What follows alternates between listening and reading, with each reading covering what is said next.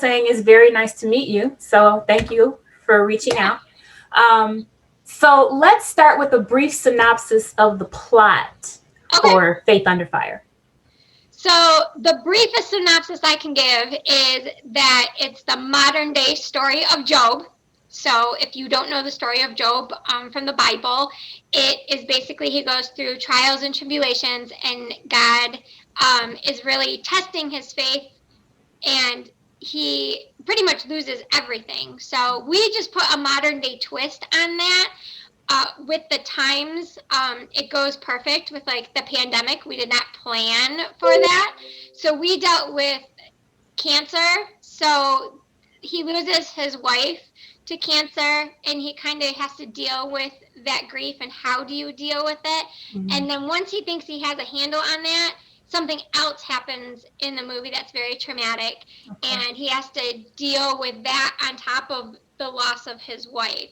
So Tom Hatcher is a firefighter, and he puts out all these fires and goes through all these courageous acts for other people. Of the synopsis is he's modern day Job going through modern day events, grief, cancer, loss, trials and tribulations, and he, is at a loss. What am I doing? Where am I going? Why are you doing this, God? So it's a question of faith, but at the end, he realizes why he had to go through all of this, and it grows him closer to God and answers some of those questions along the way. Okay. So it's a great movie. It deals with a lot in 90 minutes. So Sounds like a great little snapshot of life in general. yes, Because yes. we go through so many trials and everything. Now, looking at it, it looks like the movie is very touching and inspirational. And, I tend to be a crier. So, yeah, that happens. I feel like this movie will pull on your heartstrings, even if you haven't experienced these types of situations. But just simply having empathy for someone who is going through it, and then watching that journey and dealing with your grief and your anger and you're not understanding why and everything, and watching how that can pull you closer to God. That helps people understand a little bit better, I think, because we all go through things we don't understand. So it's good when you can tie that back to Christ and get to have a better understanding of what he's doing, because we don't know what he's doing. We just have to Right, trust him. right. Absolutely. I always say that we live life forward, but we understand it backwards. And I Yeah. think that's so relevant to us. But I think it's very relevant to the movie. And that's what we see is he moves forward, but he understands what happens later on Right. um, towards the end of the film. Right. Like they say, hindsight is 2020. If we Right, only knew back then what we know now, right. what a difference it would make in so many situations. For sure. Now, the script for this movie, is that based off of the book by Gary Allison? Yes. So Okay. Gary Ellison wrote the book, and he also wrote the screenplay. And then Joel Paul Rising, our director, he kind of doctored up to be more marketable or more visually stimulating as well. And then we also had another producer. His name is Greg Morrison, come in and doctor up like the theology, make sure that it was the evangelical theology going on in there, to make sure it was sound, biblical, and to make sure we were presenting the gospel the correct way. So, Yes. so yeah, there was quite a lot of rewriting that went on too from the original script. Yeah. So, and that brings me to my next question. So, what is the process of going from book to script, and how did this particular project land in your hands? So Gary Allison had actually transferred it from the book to the script already, which was amazing. Mhm. And then we actually bought it from him. We found it on this website where producers go and look for scripts that are already ready to be produced, made, that writers can set up, kind of like a LinkedIn, but just for industry people. Okay. And so that's what we did. And we bought it not knowing that Gary was in even the same state as we were, even close to us in the Metro Detroit area. And we Oh, looked, and nice. I go to, like, write him the payroll check, and I'm like, wait a second, he's in the, like, Detroit vicinity, which is awesome. So that was really exciting for us. And so we got to actually meet him. We had him on set. And so when we bought the script, like I said, Joel Paul Rising, like, doctored it up, made it more marketable, made it more visually stimulating. It used to have a weatherman, and we were like, no, a fighter sounds, way better. People like fires, and we can make that work. Yeah, that's a bit more exciting. Right. And then, like I said, then there was that rewrite, and then there was the other one where it had more of a God as like a gigantic umbrella, and we wanted it more with Jesus and the evangelical, like, Christian doctrine, so that we could present it that way. So we kind of rewrote it that way as well. And then once you get into the editing, then you have a whole nother kind of rewrite that happens visually. So it was worked over for quite some time. Mm-hmm. So how long did it take from like start to finish? Like from when you first found the manuscript to when you actually finished all the edits of the movie and it was ready to be released? So we started in April of 2017, Oh, and we wow. just released it in November of 2020. So about 3.5 years, so about 3 years, 2.5, 3 years. Yeah. So it's a while. It takes finding the right script. Then it takes backers and investors and advertising, and having the funding, and that takes a while. And then we actually shot the film in 21 days, so the actual Oh, wow. shooting doesn't take that long. And then you go into the editing process, which is another long process. So, and then the distributing. We don't, once we sign, we don't get to pick when they distribute the movie. That's our distributor who does that. Okay. So we sat and sat and sat and sat and sat and waited and waited and waited, and then they must have thought that this was the perfect time, and it really is, due to the pandemic. A lot of people can relate to it even more now that they've suffered this, what's going on in the world today. Right. So much loss. It speaks to that. So why do you think that God chose Generation Courage to produce this film? I think we, as a whole, are very devout in the fact that we didn't want that Hallmark ending. We didn't want that happy ending. We wanted something where people could resonate and really dig down deeper in their faith. We wanted that emotional pull. And I feel like that's why God chose us, because a lot of the other faith-based filmmakers in the industry, they always want that happy ending and that sign that everything's going to be okay. And Yeah, sometimes what we pray for, we don't get, because that's not what God thinks is best for us. So, this is true. or why He's doing it. So we decided to show something different with a little bit of a different twist to it. Wow. Now, in this film, you have starring Kevin Sorbo, who I remember is playing Hercules way back, and also Dean Cain, who played Superman way back. I mean, both of them have very, very long credits of film and television, and also they've both done many faith-based projects. So how did you end up working with them? How were they cast in the film? So Joel Paul Rising, our director, has worked with both of them before, so he had already a rapport. He's worked with Kevin a few times, and he's worked with Dean probably, at least 10 times or more. So he had a good rapport with them.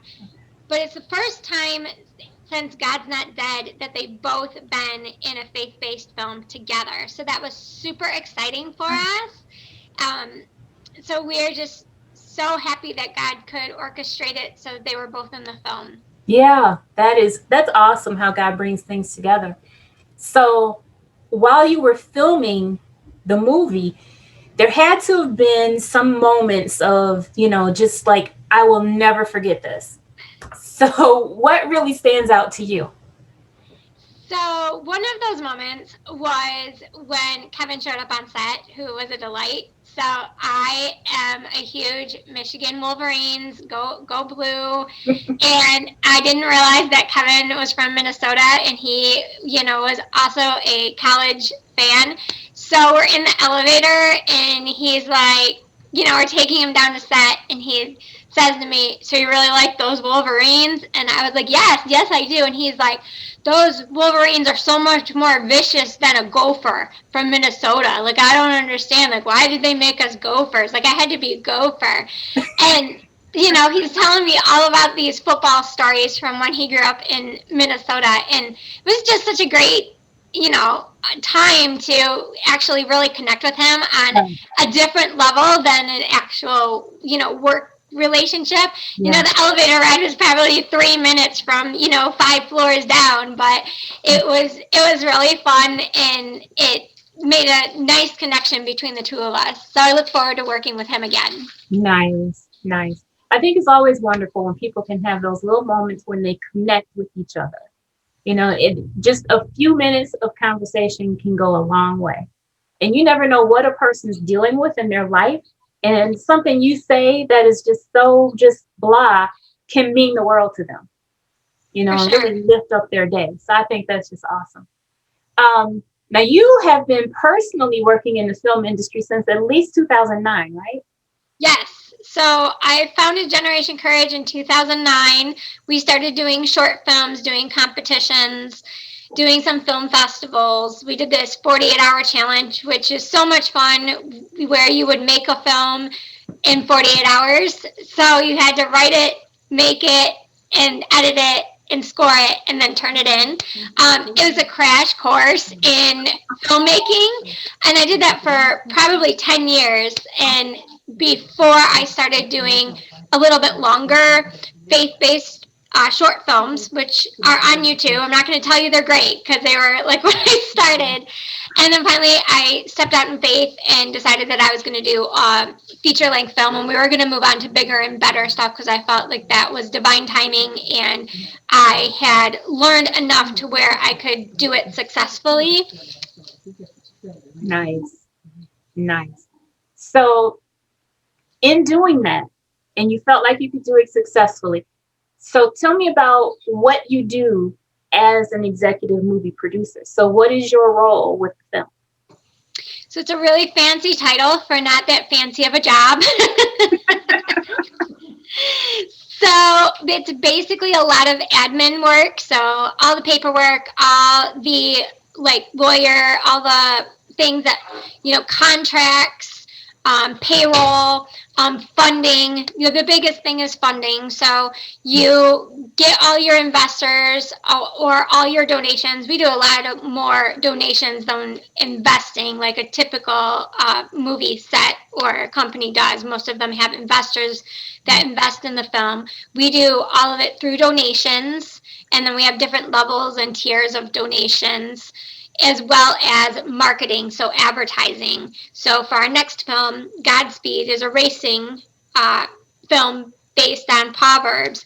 So we'll be doing advertising because we'll be decorating the cars in those sponsors. Oh, nice. So that's super exciting, but that's kind of how we do it. So I manage all those accounts, all the paperwork that goes with it. I do anything and everything from signing releases, payroll. So it's like being a business owner, and that's pretty much what I do. Okay. That's a lot.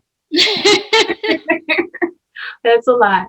Um, so now Matthew 5:16 says, "Let your light shine before men, that they may see your good works and glorify your Father in heaven."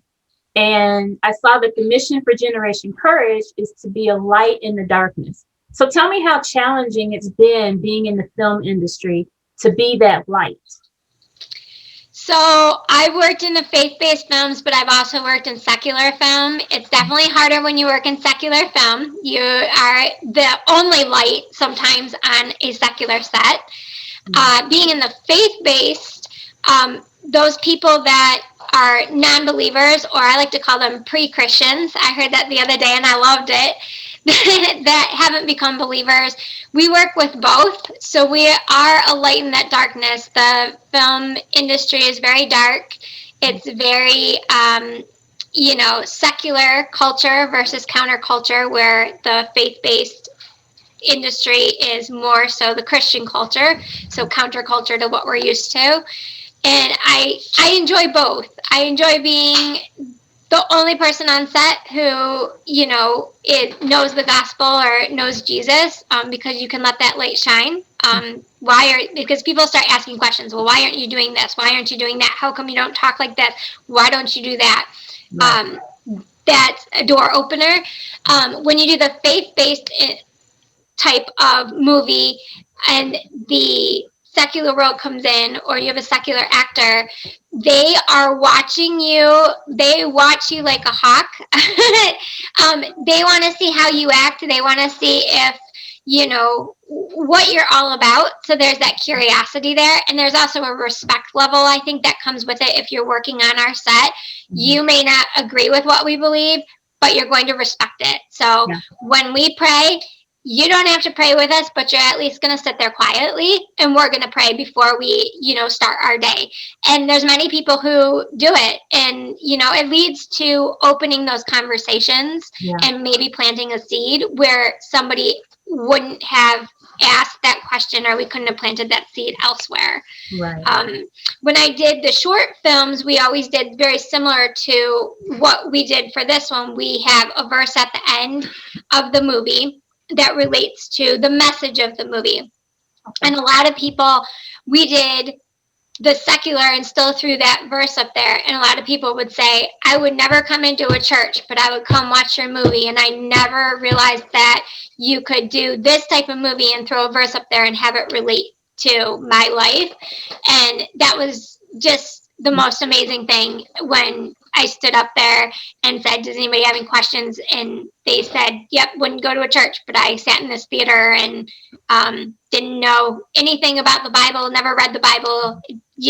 So it's just amazing what God can do. That's awesome. That's awesome. So I was going to ask you to tell me some ways that you've seen God working through your company or on behalf of your company. So that's one right there.